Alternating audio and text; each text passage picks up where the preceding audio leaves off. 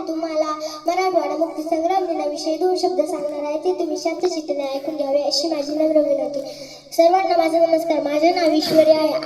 मी इयत्ता 5वी मध्ये शिकत आहे. आज 17 सप्टेंबर म्हणजेच मराठवाडा मुक्ती संग्राम दिन. आपण सर्वप्रथम सर्वांना मराठवाडा मुक्ती संग्राम दिनाच्या हार्दिक शुभेच्छा.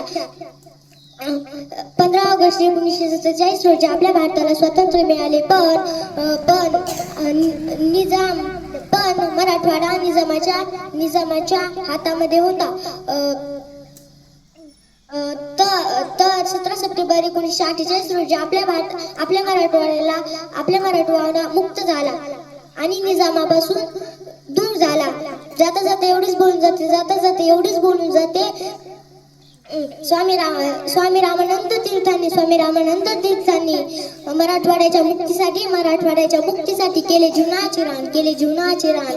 अशा या वीरपुत्रांचा आम्हासे दव्य वाटतो अभिमान.